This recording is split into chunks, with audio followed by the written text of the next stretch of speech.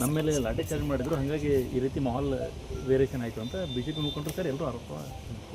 ಇದೇನು ಎಕ್ಸಾಮಿನೇಷನ್ ಗೊಂದಲ ಇತ್ತು, ಆ ಗೊಂದಲಕ್ಕೆ ಸಂಬಂಧಪಟ್ಟಂತೆ ಜಿಲ್ಲಾಧಿಕಾರಿ ಅವ್ರನ್ನೂ ಕೂಡ ಬಂದು ಅವರು ಯಾರು ಎಕ್ಸಾಮಿನೇಷನ್ ಸೆಂಟರ್ ಒಳಗಡೆ ಇದ್ದರು ಅವ್ರಿಗೇನು ಟೈಮ್ ಲ್ಯಾಪ್ಸ್ ಆಗಿತ್ತು, ಅವರು KEಗೆ ಮಾತಾಡಿ ಪರ್ಮಿಷನ್ ತೊಗೊಂಡು ಅವರಿಗೆ ಎಕ್ಸ್ಟ್ರಾ ಅವಧಿಯನ್ನು ಕೊಟ್ಟು ಎಕ್ಸಾಮ್ ಬರೆಯೋದಕ್ಕೆ ಅವಕಾಶ ಕೊಡ್ತಾರೆ. KEಯ ರೂಲ್ಸ್ ಪ್ರಕಾರ ಯಾವುದೇ ಅಭ್ಯರ್ಥಿಯೂ ಕೂಡ ಟೈಮ್ ಮುಗಿಯೋವರೆಗೂ ಕೂಡ ಯಾರೂ ಕೂಡ ಹೊರಗಡೆ ಹೋಗೋ ಆಗಿಲ್ಲ. ಇವರು OMR ಶೀಟ್ಸ್ಗಳನ್ನ ತೊಗೊಂಡು ಹೊರಗಡೆ ಹೋಗಿದ್ದರು. ಹಾಗಾಗಿ ಎಕ್ಸಾಮ್ನ ಬಗ್ಗೆ ಇಂಟಿಗ್ರಿಟಿ ಬಂದಾಗ ಯಾವುದೇ ಹೊರಗಡೆ ಹೋದಂಥ ಅಭ್ಯರ್ಥಿಯನ್ನು ಮತ್ತೆ ವಾಪಸ್ಸು ಹೊರಗಡೆ ತೊಗೊಳ್ಳೋದಕ್ಕೆ ಅವಕಾಶ ಇರಲ್ಲ.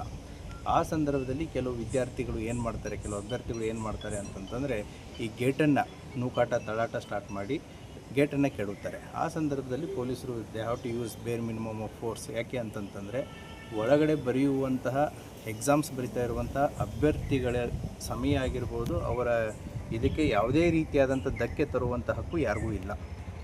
ಇವರು ಹೊರಗಡೆ ಹೋಗಿದ್ದು ಫಸ್ಟ್ ಆಫ್ ಆಲ್ ವೈಲೇಷನ್ನು. ಎರಡನೇದ್ದು ವಾಪಸ್ ಬರ್ತೀನಿ ಅಂತಂತೇಳಿ ಗೇಟನ್ನು ನೂಕಿ ಒಳಗಡೆ ಬಂದು ಉಳಿದಂಥ ಕ್ಯಾಂಡಿಡೇಟ್ಸ್ಗಳಿಗೆ ತೊಂದರೆ ಕೊಡೋದು ಎರಡನೇ ತಪ್ಪು. ಸೊ ಕೆಲವು ಅಭ್ಯರ್ಥಿಗಳ ಡಿಮ್ಯಾಂಡ್ ಏನಿತ್ತು ಅಂದರೆ ಒಳಗಡೆ ಬರೆಯೋದನ್ನು ಕೂಡ ಅವ್ರನ್ನೂ ಕೂಡ ಹೊರಗಡೆ ಹಾಕಿ ಅಂತಂತೇಳಿ. So there entire purpose was totally different.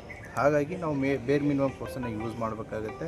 ತದನಂತರ ಕೆಲವೊಂದಿಷ್ಟು ಹೊರಗಡೆ ಇದ್ದಂಥ ಕ್ಯಾಂಡಿಡೇಟ್ಸ್ಗಳನ್ನು ಕೂಡ ಅಲ್ಲಿ ಯಾಡಪ್ ಆಗ್ತಾರೆ. ಆ ಯಾಡಪ್ ಆದಂಥ ಸಂದರ್ಭದಲ್ಲಿ ಪೊಲೀಸ್ನವರು ಅವರನ್ನು ಬುದ್ಧಿವಾದ ಹೇಳ್ತೀವಿ, ಬುದ್ಧಿವಾದ ಕೇಳದೇ ಇದ್ದಾಗ ಅವರನ್ನು ನಾವು ಪ್ರಿವೆಂಟಿವ್ ಕಸ್ಟಡಿ ತೊಗೊಂಡು ಸೊ ಅಲ್ಲಿದ್ದಂಥ ಎಲ್ಲ ಅಭ್ಯರ್ಥಿಗಳನ್ನ ನಾವು ವಾಪಸ್ ಕಳಿಸ್ಕೊಡ್ತೀವಿ. ಸರಿ, ವಾಪಸ್ಸು ಬಿಟ್ಟಾಗಿದೆ ಸರ್. ಎಸ್, ಪ್ರೊಸೀಜರ್ ಪ್ರಕಾರ ನಮ್ಮದೇನು ಕಾನೂನು ಪ್ರಕ್ರಿಯೆ ಅದನ್ನು ಮುಗಿಸ್ಕೊಂಡು ನಾವು ಫರ್ದರ್ ಆ್ಯಕ್ಷನನ್ನು ತೊಗೊಳ್ತೀವಿ. Thank you. ಇವತ್ತು ಈ ಶಾರದಾಂಬಾ PU ಕಾಲೇಜ್ ತಿಕೋಟಾದಲ್ಲಿ ಪೊಲೀಸ್ ಕಾನ್ಸ್ಟೇಬಲ್ದು ರಿಕ್ರೂಟ್ಮೆಂಟ್ ಎಕ್ಸಾಮ್ ಇತ್ತು. ಒಟ್ಟು ಜಿಲ್ಲೆಯಲ್ಲಿ 61 ಕೇಂದ್ರಗಳ ಪೈಕಿ ಇದು ಕೂಡ ಒಂದು ಕೇಂದ್ರವಾಗಿತ್ತು. ಬೆಳಗ್ಗೆ 9:30ಗೆ ಅಲ್ಲಿ ಟೈಮಿಗೆ ಇಲ್ಲಿ ಬಂದು ಪ್ರಶ್ನೆ ಪತ್ರಿಕೆಗಳು ರೀಚ್ ಆಗಿದ್ದು, ತದನಂತರ ಇಲ್ಲಿ ಸೆಂಟರ್ ಸೂಪರ್ವೈಸರು SOP ಪ್ರಕಾರ ಆ ಪೇಪರ್ಸ್ಗಳನ್ನು, ಕ್ವಶನ್ ಪೇಪರ್ಸ್ಗಳನ್ನು ಪ್ರತಿಯೊಂದು ಕೊಠಡಿನಲ್ಲಿರುವಂಥ ವಿದ್ಯಾರ್ಥಿಗಳಿಗೂ ಕೂಡ ಅದನ್ನು ಕೊಟ್ಟು ಓಪನ್ ಮಾಡಿ ಫಸ್ಟ್ ಡಿಸ್ಟ್ರಿಬ್ಯೂಟ್ ಮಾಡಿದ್ದಾರೆ. ತದನಂತರ OMR ಶೀಟ್ಗಳು ಕೂಡ ಅದರ ಡಿಸ್ಟ್ರಿಬ್ಯೂಷನ್ ಆಗಿದೆ.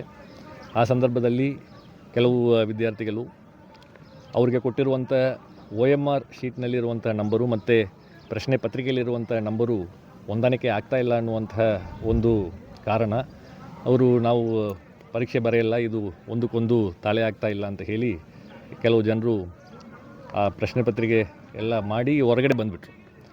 ಹೊರಗಡೆ ಬಂದಾದ ಮೇಲ್ಗಡೆ ಇಲ್ಲಿ ಸೆಂಟರ್ ಸೂಪರ್ವೈಸರು ಮತ್ತು ಚೀಫು ಎಲ್ಲರೂ ಈ ರೀತಿಯಾದಂತಹ KEA SOP ಪ್ರಕಾರ ಒಂದು ಪ್ರಶ್ನೆ ಪತ್ರಿಕೆ ಮತ್ತು ಅದರಲ್ಲಿ ಏನು OMR ಸಪ್ರೇಟ್ ಇರ್ತದೆ, ಅದು ಎರಡಕ್ಕೂ ಕೂಡ ಒಂದೇ ನಂಬರ್ ಇರಬೇಕಂತ ಇಲ್ಲ. ಕ್ವಶನ್ ಏನು ಪೇಪರ್ ಇರ್ತದೆ ಅದರಲ್ಲಿ ಬೇರೆ ಬೇರೆ ವರ್ಷನ್ ಕೋಡ್ ಇರ್ತದೆ, A1, A2, A3, B1, B2, B3 ಅಂತ ಹೇಳಿ.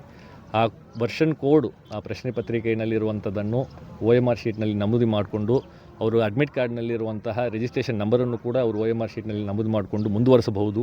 ಯಾವುದೇ ರೀತಿಯಾದಂಥ ಟ್ಯಾಗಿಂಗ್ ಆರ್ ಬೈಂಡಿಂಗ್ ಇಲ್ಲ ಕ್ವಶನ್ ಪೇಪರ್ಗೂ ಮತ್ತು OMR ಶೀಟ್ಗೆ ಅನ್ನುವಂತಹ ಮಾತನ್ನು ಹೇಳಿದ್ದಾರೆ. ಬೇರೆ ಬೇರೆ ಕಡೆಯೂ ಈ ರೀತಿಯಾದಂತಹ ಒಂದು ಗೊಂದಲ ಇದ್ದಾಗ ಅಲ್ಲಿರುವಂತಹ ಸೆಂಟರ್ ಸೂಪರ್ವೈಸರ್ಸ್ ಆ್ಯಂಡ್ ಚೀಫ್ಸ್ ಅದನ್ನು ಹೇಳಿದ ಮೇಲ್ಗಡೆ ವಿದ್ಯಾರ್ಥಿಗಳು ಮುಂದುವರಿಸಿಕೊಂಡು ಪರೀಕ್ಷೆಯನ್ನು ಬರೆದು ಸ್ಮೂತಾಗಿ ಕಂಪ್ಲೀಟ್ ಮಾಡಿದ್ದಾರೆ. ಬಟ್ ಈ ಒಂದು ಕೇಂದ್ರದಲ್ಲಿ ಇಲ್ಲ, ನಾವು ಬರೆಯಲ್ಲ ಅಂತ ಹೇಳಿ ಕೆಲವು ವಿದ್ಯಾರ್ಥಿಗಳು ಸ್ಟಾರ್ಟಿಂಗ್ನಲ್ಲಿ ಹೊರಗೆ ಬಂದಿದ್ದರು. ಮತ್ತು ಅವರು ಇನ್ನೂ ಕೆಲವು ಜನರನ್ನು ಮತ್ತೆ ಇಲ್ಲ ಇದನ್ನು ಕಂಪ್ಲೀಟು ನಾವು ಇದನ್ನು ಮಾಡ್ತೇವೆ ಒಪ್ಪಲ್ಲ ಅಂತ ಹೇಳಿ ಬಂದು ಕ್ಯಾಂಪಸ್ಸು ಹೊರಗಡೆ ಹೋಗ್ಬಿಟ್ರು.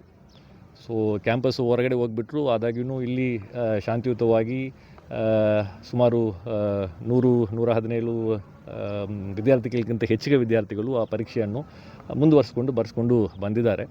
ಮತ್ತು ಇವರು ಹೊರಗೆ ಹೋಗಿರುವಂಥ ವಿದ್ಯಾರ್ಥಿಗಳು ಮತ್ತು ಇಲ್ಲಿ ಪೊಲೀಸ್ ಸಿಬ್ಬಂದಿಗಳು ಅವರು ಮತ್ತೆ ನಾವು ಒಳಗಡೆ ನಮಗೆ ಅಲೋ ಮಾಡಬೇಕಂತ ಹೇಳಿ ಒಂದು ಅಲ್ಲಿ ಗಲಾಟೆ ಆದಾಗ ಇಲ್ಲಿ ಇಲ್ಲಿ ಪ್ರಿಮೈಸಸ್ ಬಿಟ್ಟು ಹೊರಗಡೆ ಹೋಗಿದ್ದ ನಂತರ ಮತ್ತೆ ಒಳಗಡೆ ಬಂದರೆ ಅದು integrity of the examination process violate ಆಗ್ತದೆ. ಎಕ್ಸಾಮ್ SOPನಲ್ಲಿ ಆ ರೀತಿ ಮಾಡಲಿಕ್ಕೆ ಅವಕಾಶ ಇಲ್ಲ. ಮತ್ತು ಅದು ಪ್ರಾಪರ್ಟಿ ಆಫ್ ದಿ KEA ಆಗ್ತದೆ. ಈಗ ಅಡ್ಮಿಟ್ ಕಾರ್ಡ್ನಲ್ಲೇ ಒನ್ ಆಫ್ ದಿ ಇನ್ಸ್ಟ್ರಕ್ಷನ್ಸ್ ತುಂಬ ಕ್ಲಿಯರ್ ಆಗಿದೆ. ಜನರಲ್ ಇನ್ಸ್ಟ್ರಕ್ಷನ್ಸ್ ಅಂತ ಇಲ್ಲ, ಪ್ರತಿಯೊಂದು ಅಡ್ಮಿಟ್ ಕಾರ್ಡಿನಲ್ಲೂ ಕೂಡ ಇನ್ಸ್ಟ್ರಕ್ಷನ್ಸ್ ಇದೆ. ಯಾವುದೇ ಒಂದು ಕ್ವಶನ್ ಪೇಪರು ಬೇಗ ಮುಕ್ತಾಯ ಆದರೂ ಕೂಡ ಕೆಲವು ಜನರೆಲ್ಲ ಒಂದು ಅರ್ಧ ತಾಸಿನಲ್ಲಿ ಮುಗಿಸ್ತಾರೆ, ಕೆಲವು ಜನರು ಒಂದು ತಾಸಿನಲ್ಲಿ ಮುಗಿಸ್ತಾರೆ. ಆದಾಗ್ಯೂ ಕೂಡ ಲಾಸ್ಟ್ ಬೆಲ್ ಆಗೋ ತನಕ ಅವರು ಸೆಂಟರ್ನಲ್ಲೇ ಕುಳಿತು ಅದನ್ನು ಅವರು ನಮ್ಮ ಸೆಂಟರ್ ಸೂಪರ್ವೈಸರ್ಸ್ ಆ್ಯಂಡ್ ಇನ್ವಿಜಿಲೇಟರ್ಸ್ಗೆ ಒಪ್ಪಿಸ್ಬಿಟ್ಟು ಹೋಗಬೇಕು ಅನ್ನುವಂತಹ ಒಂದು ಸೂಚನೆ ಅದರಲ್ಲಿ ಇದೆ. ಸೊ ಎಕ್ಸಾಮ್ ಕಂಪ್ಲೀಟ್ ಆಗೋದು ಮುಂಚೆ ಯಾವುದೇ KEA ಪ್ರಾಪರ್ಟಿಯನ್ನು ತೆಗೆದುಕೊಂಡು ಹೋಗಲಿಕ್ಕೆ ಅವಕಾಶ ಇರುವುದಿಲ್ಲ. ಆದಾಗಿನೂ ಹೊರಗಡೆ ಹೋಗಿದ್ದಾರೆ.